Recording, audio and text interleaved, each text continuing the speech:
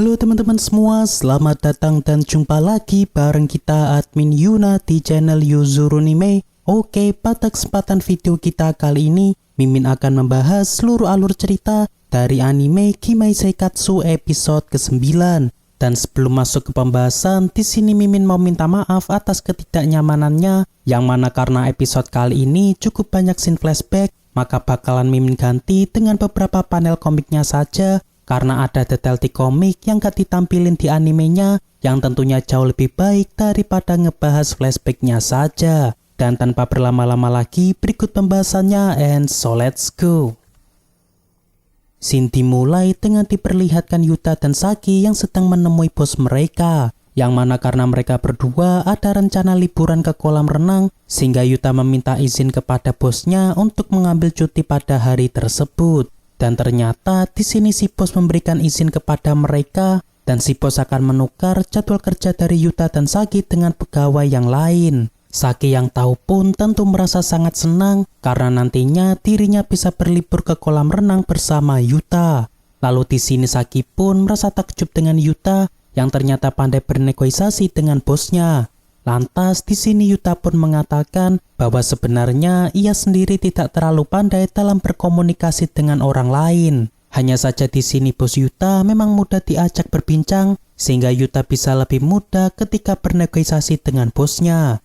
Kemudian karena mereka sebentar lagi akan berlibur ke kolam renang, ketika pulang kerja nanti Yuta akan membeli celana renang yang baru karena biasanya dirinya hanya mengenakan celana renang dari sekolah saja. Dan mengetahui Yuta yang hendak pergi membeli celana renang saat pulang kerja, di sini Saki juga ikut untuk membeli baju renang karena baju renang lama milik Saki kini sudah tidak muat lagi.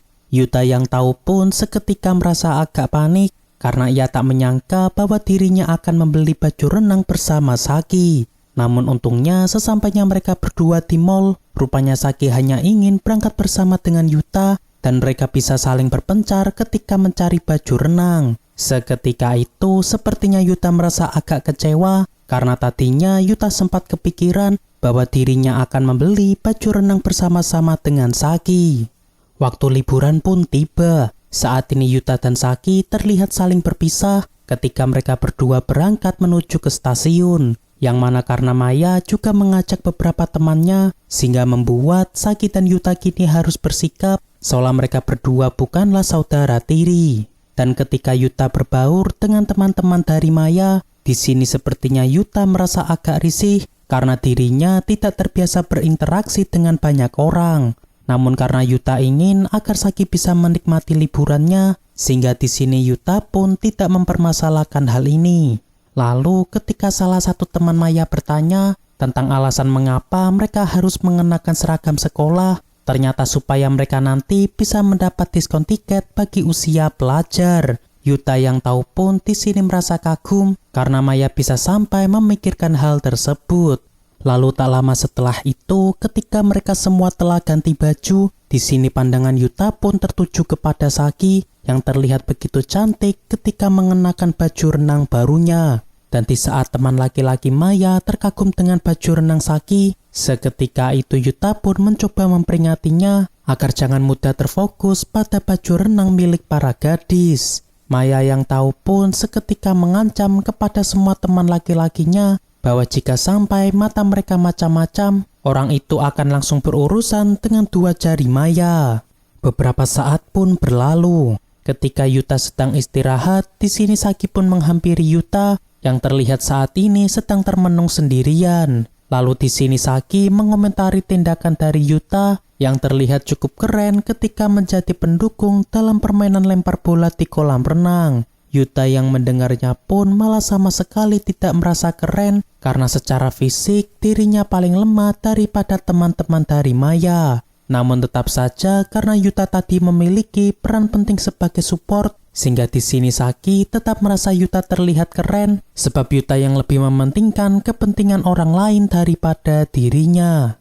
Lalu seketika itu Yuta pun merasa entah mengapa perlahan dada dari Yuta terasa sesak, seolah kini dirinya mulai jatuh hati kepada Saki. Dan rasa gelisah tersebut masih saja terbawa Bahkan sampai Yuta yang saat ini pulang dari kolam renang. Yang mana di sini Yuta kembali teringat tentang alasan dirinya yang mulai menjauh dari para gadis, yakni karena semenjak ayahnya yang bercerai dengan ibunya. Namun yang jadi masalah kenapa gadis yang membuat dirinya mulai tertarik lagi dengan seorang gadis adalah adik tirinya sendiri yakni Saki.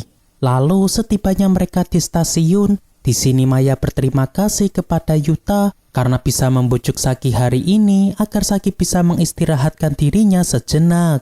Lalu ketika Yuta dan Saki pulang bersama, di sini Yuta mengatakan kekagumannya terhadap Maya karena bisa mengurus liburan kali ini dengan cukup baik. Saki yang tahu pun di sini merasa cukup senang karena Yuta pandai menilai kebaikan dari sahabatnya tersebut.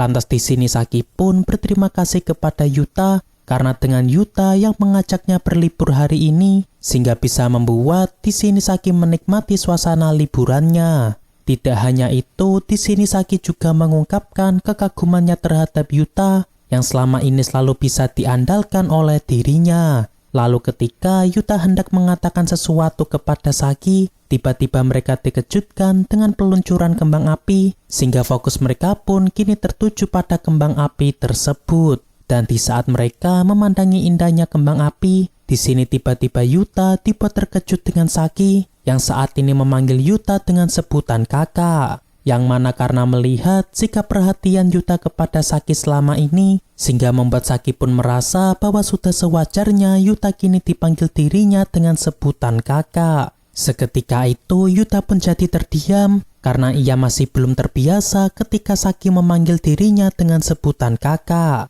Tapi yang membuat hati Yuta merasa tak karuan karena sebelumnya Yuta sempat merasa bahwa perlahan dirinya kini mulai jatuh hati kepada Saki. Namun seketika perasaan tersebut pun hancur karena ternyata Saki hanya menganggap dirinya sebagai seorang kakak. Dan meskipun Yuta sendiri tidak keberatan jika Saki memang menganggapnya sebagai kakak, namun di sini Yuta merasa agak bersalah karena ia hampir menganggap adik tirinya sebagai cinta pertamanya.